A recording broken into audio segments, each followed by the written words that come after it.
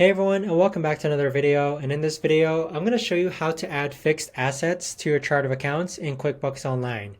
Now this video is going to be particularly useful for individuals.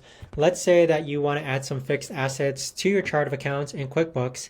How do you actually go ahead and set that up? Now this video is going to be short, sweet, and simple, guys. There's not going to be a lot of steps involved.